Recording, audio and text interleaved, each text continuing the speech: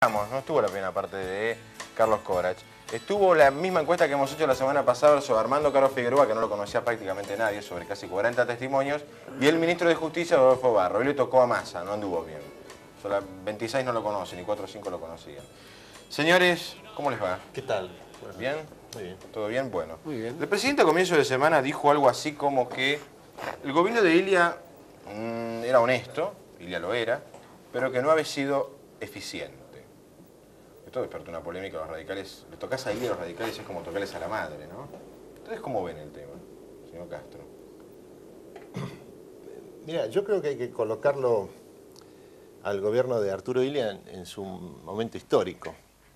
Este gobierno que se considera no eficiente hizo crecer al país 8% anual en 1964, otro 8% en 1965, bajó la inflación. Pero esto se hizo con control de precios y control de cambios, y con una política fiscal expansiva, que creó las condiciones para que ocurriera lo que venía sucediendo en la Argentina desde 1948. Una crisis del sector externo y la necesidad de establecer luego un plan de estabilización para controlar la situación. Ahora, el verdadero problema, me parece a mí, del gobierno de Illia, es que fue elegido con el 25% de los votos, previa exclusión del frente que sustentaba el peronismo, que llevaba la fórmula Vicente Solano Lima, Carlos Silvestre Beñi, que fue excluido por el gobierno del presidente Guido a través de la presión militar. Y también fue vetado la candidatura del otro candidato peronista, que era el doctor Raúl Matera, que se presentaba junto con Horacio Sueldo por la Democracia Cristiana. El resultado es que esta figura política de larga trayectoria en la Argentina, como era Arturo Illia, que había sido vicegobernador de Córdoba con Santiago del Castillo, había sido senador, había sido gobernador electo en el año 62 de Córdoba y no pudo asumir por el golpe militar que derrocó. Una trayectoria impresionante. Muy larga trayectoria. Tuvo en discusión su legitimidad política desde el principio. Los primeros que lo discutieron fueron el propio peronismo. Pepe, ¿cómo ves el tema? Uno siempre tiene la tentación de resignarse a analizar las palabras del presidente de la Nación literalmente o tratar de encontrar en ellas de alguna manera una metáfora. El presidente dijo literalmente: el doctor Illia fue un dechado de honestidad, pero desde el punto de vista de la eficiencia así le fue. ¿Cómo le fue? Lo derrocaron los militares. Tengo la sensación de que el presidente encarna una particular, yo diría, vertiente del realismo político de los años 90. Para que las cosas vayan bien, deben ser hechas de determinada manera. Y lo que tiene que ver con el crecimiento económico, Jorge Castro acaba de decirlo con absoluta claridad. Si ser eficiente es crecer, en ese gobierno se creció.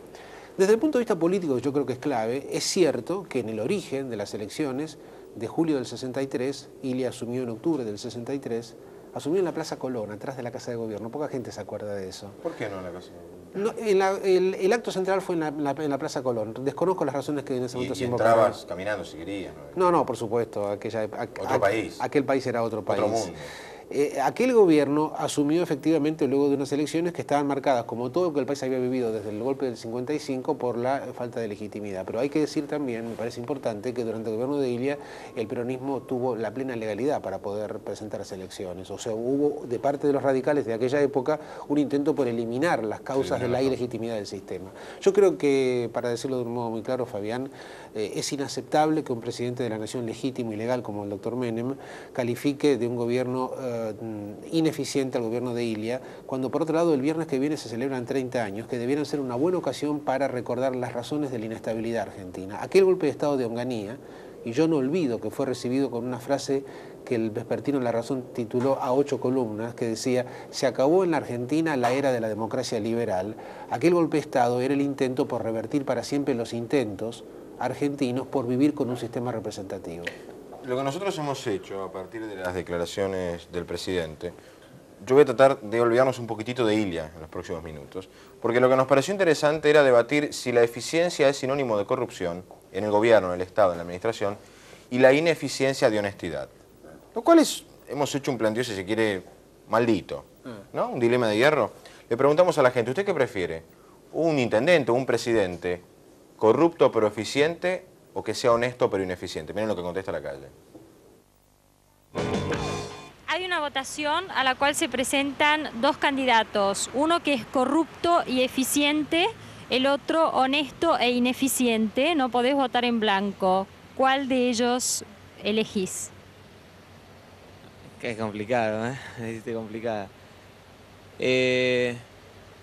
Yo pienso que al honesto, pero le exigiría que fuera eficiente. Esa sería la cuestión. Yo creo que elegiría al corrupto, porque, bueno, la eficiencia, o sea, si a mí me rinde, por más que también le rinda a él mi vida, mi dinero, el dinero que yo aporto para que me rinde la ciudad, también rinde. Ninguno de los dos. Yo prefiero votar al honesto, porque la ineficiencia uno la puede combatir estudiando sobre el tema. En cambio, el que es corrupto muere corrupto y sigue siendo corrupto, ese no cambia.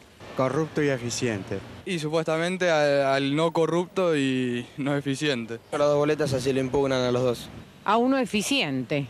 Al honesto, al honesto. Al honesto e ineficiente, ¿por qué? Prefiero la honestidad, me parece que vale más. Ninguno de los dos. Uno tiene un defecto y otro tiene otro. Tiene que haber un tercero. Y habría que votar al ineficiente y tratar de recuperarlo. Honesto. Al honesto, ¿por qué? Pero por lo menos no va a robar. Que yo al corrupto, que al menos haría algo útil, el otro no sirve para nada. A eso quería apuntar yo. Tengo la sensación de que uno de los sublemas que están metidos en la sociedad de los últimos 5 años es que no importa la corrupción porque hay ineficiencia. Roba pero hace. ¿Sabes qué es eso? Fue uno de los lemas, me parece a mí. Un político paulista, ¿no? Ademardo Barros, Ademardo Barros de San Pablo, era la consigna roba más fácil. Porque mi preocupación es que se instale. Bueno, no importa. Se la llevan, pero hacen algo. No tendrá carácter científico y vos tampoco. No tiene ningún carácter científico. No, desde luego, pero de todos modos, discúlpame, es muy, pero muy interesante y muy revelador de un cierto pensamiento. La gente no puede entender que honestidad es eficiencia. Ser honesto es ser eficiente. La honestidad es, en el capitalismo moderno, la honestidad quizás sea una palabra un poco tonta, un poco moralista. La corrección es uno de los datos esenciales de un desarrollo óptimo de un capitalismo moderno. En los Estados Unidos hay una ley que condena las prácticas corruptas en el exterior de empresarios o empresas norteamericanas, ni hablemos del interior. Esto es pensar que la corrupción puede desarrollarse como una manera de la eficiencia, es en el mejor de los casos una manera de la ingenuidad. Jorge. Yo creo que en la Argentina lo que hay son dos culturas políticas sobrepuestas que muchas veces son contradictorias. Una es la cultura institucional, que sostiene que el sistema político debe funcionar a través de instituciones. El inconveniente que tiene esta cultura, que es la que surge de la Constitución de 1853, fue la exclusión del peronismo después de 1955, que le quitó ante por lo menos el 35% del pueblo y especialmente la totalidad de los sectores obreros absolutamente toda legitimidad a cualquier pretensión de presentarse como fórmula democrática. Y luego está la otra visión, que es la visión del peronismo, muy profunda, que es la idea que lo dice sus dos apotegmas básicos, que dice mejor que decir es hacer, mejor que prometer es realizar. Esto es decisionismo puro. Es la idea de que la esencia de la política no son las instituciones, sino la decisión y la voluntad. Ahora, esto surge del origen del peronismo, que es una facción, un sector del régimen militar del 43-45. Puedo decir que lo que nos está sucediendo en realidad va mucho más allá del menemismo o de 1995. Es una Argentina, son los últimos 50 años que el peronismo, más allá de sus éxitos electorales, empieza a tener éxitos adentro ya, muy sociales. Bueno, el peronismo cambió a la sociedad argentina, digamos. Lo que ocurrió a partir del año 45 y del 17 de octubre del 45 hace que transformó la sociedad argentina. El peronismo es una revolución social que tiene como característica que al mismo tiempo quebró todos y cada uno de los elementos de la legitimidad política liberal democrática del 53. Este es el inconveniente. La siguiente encuesta tiene relación con esto, y es un tema que también quiero que ustedes opinen. A veces hablamos de algunas cuestiones que yo no sé si los que nos ven del otro lado saben. Y no sé tampoco qué se les enseña a los jóvenes. Fuimos a un colegio secundario, hicimos casi algo obvio. Le preguntamos a los chicos quién era Arturo Illia. Miren la encuesta. ¿Sabés quién fue Arturo Illia? Un presidente. No, ni idea, ni idea. Lo acabo de escuchar, no sabía. No. Sí, un presidente. Ni idea. No sé. La verdad, ni idea. Lo único que sé es que es un presidente, pero de ahí no sé más. No. Presidente de acá de la Argentina hace años atrás. No. ¿Vos sabés quién fue? Presidente, ¿no? No sé más nada. ¿No me podés decir más nada? No me acuerdo. No, ni idea. Fue presidente de la Argentina, asumió en 1963, ¿puede ser? No sé, o sea, supongo que lo estudié, pero no sé. Un presidente argentino. No me acuerdo del año. ¿Vos sabés quién fue Arturo Illia? Ni idea. No. No, para nada, no sé. ¿Vos? No, yo tampoco, para nada. Bueno. Primera pregunta. ¿Qué se enseña en el colegio secundario? Vos decías recién fuera de micrófono, no se les enseña historia contemporánea. Me da impresión, ¿no? Probablemente tiene que ver con el hecho de que ha sido tan trágica y tan conflictiva la historia contemporánea argentina que se prefiere abordarla en forma eufemística o en todo caso quedarse en el pasado. ¿Cuánta gente vota el 30 de junio que tiene menos de 30 años? Mucha. Una cantidad muy grande. De hecho, los presidentes de mesa, muchos van a tener 18 años. Sí, 1 de cada 3. Bueno, ¿esos conocen a Ilia? Yo no creo. Capaz que vos y yo vamos a votar una mesa y el presidente no sabe quién es Ilia. ¿Quién fue Ilia? Hay algunos colegios en donde se están haciendo iniciativas interesantes. Menciono la Escuela Carlos Pellegrini, por ejemplo. Menciono el Colegio Nacional de Buenos Aires. En el caso de Carlos Pellegrini, profesores que están desarrollando toda una historia argentina en video para tratar de aproximar lo contemporáneo a la experiencia de los chicos. Pero yo, que no soy filólogo ni mucho menos, ni soy semiólogo ni mucho menos, me quedaría con una frase de muchos chicos que es una frase que está mucho en la calle. ¿Viste que dicen ni idea?